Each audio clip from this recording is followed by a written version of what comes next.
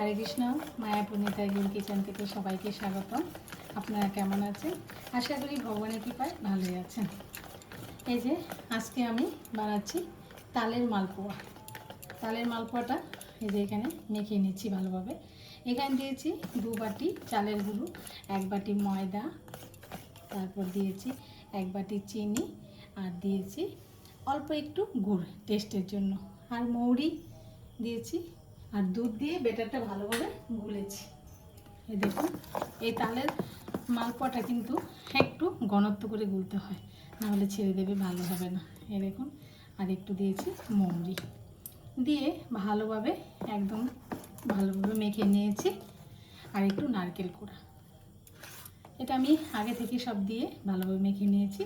আর একটা কড়াইতে আমি তেলও বসিয়ে দিয়েছি, দিয়ে দিচ্ছি এখানে 1 চামচ মতো মালপোয়ার জন্য।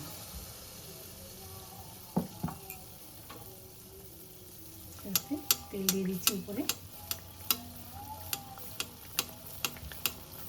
এই যে মালপোয়াটা উল্টে দিলাম, এই দেখুন কি সুন্দর ফুলে উঠেছে।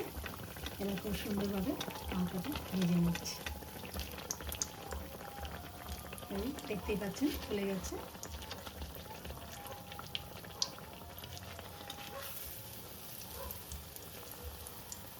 দেখুন মালপোয়াটা হয়ে গেছে, তুলে নিচ্ছি।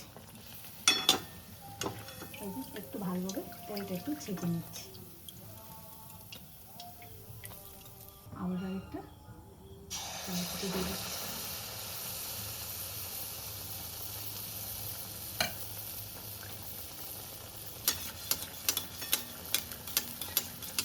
ঢালাই পিঠা বানাতে মা মেয়ে দুজনে লেগে গেছি।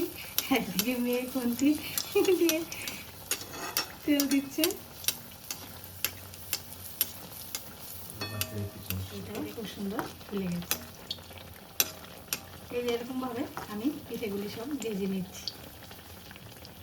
আরেকটা পিঠে দিয়ে দিচ্ছি।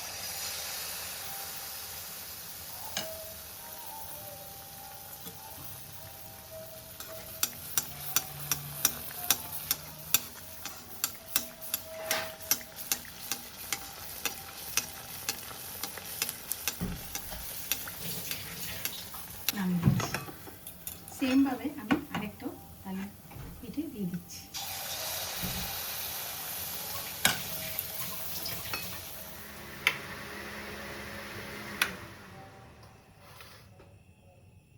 দেখুন এই যে রেডি হয়ে গেল তালের পিঠে বা তালের মালপোয়া।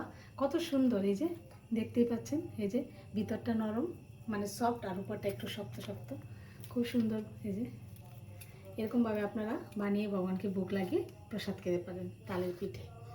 তাহলে আজকে ভিডিও এখানে শেষ। সবাই ভালো থাকবেন, সুস্থ থাকবেন। আবার দেখা হচ্ছে পরের ভিডিওতে। হরে কৃষ্ণ।